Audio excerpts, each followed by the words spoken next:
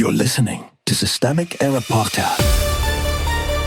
The failure was designed.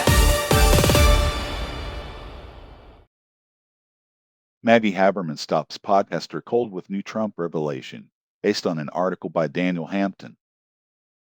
Tariffs by mood, government by guesswork. One short fact pattern. Maggie Haberman says Donald Trump was surprised to learn his own China tariff rate had climbed to 145%, then floated 10% as if the number were a coin toss. She also says the escalation ran on instinct, competing advisor estimates, and a last-minute pullback after bond markets started to crack. That is the whole story, and it is enough. Power sits at the top. The relevant fact is not that Trump lacked information. It is that he had the authority to impose massive economic punishment and then improvise around it in real time. This was not an accidental system malfunction. It was one man using the machinery of the presidency as a blunt instrument, with the country and global markets absorbing the consequences. That is what institutional power looks like when it is stripped of discipline. No coherent policy, just unilateral damage dressed up as expertise. The numbers were not the problem. The article's most revealing detail is not the 145% rate. It is Trump's reported surprise at it. That tells you the tariffs were not a governed strategy with a stable target. They were a performance of toughness that kept running past the point where even the performer understood the script.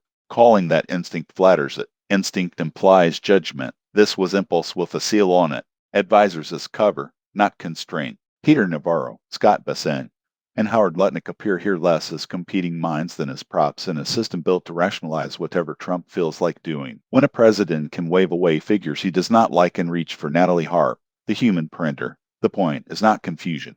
The point is selection. The people around him exist to keep the flow of flattering or usable information moving until it can be stamped into policy. That is how authoritarian governance often works in practice.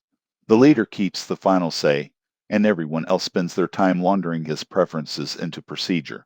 The market, not democracy, drew the line. According to Haberman, Trump backed off only when the bond market neared meltdown. That should embarrass every institution that pretends it contained him. The restraint did not come from Congress. It did not come from party discipline. It did not come from a principled internal check on executive power. It came from financial panic. So the system's emergency brake was not democratic accountability. It was market fear. The real pattern. This is bigger than one tariff episode. It is a recurring structure. A president creates arbitrary harm. Aids translated into administrable chaos, and elite institutions scramble to contain the blast radius after the fact. Then the political class calls it uncertainty, as if uncertainty were weather instead of a tactic.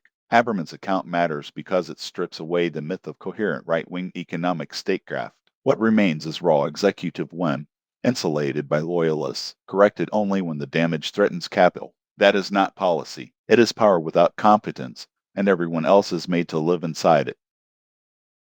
You've been listening to Systemic Error. Thanks to Raw Story for today's article, with the automated voice of Joe. Thanks for listening.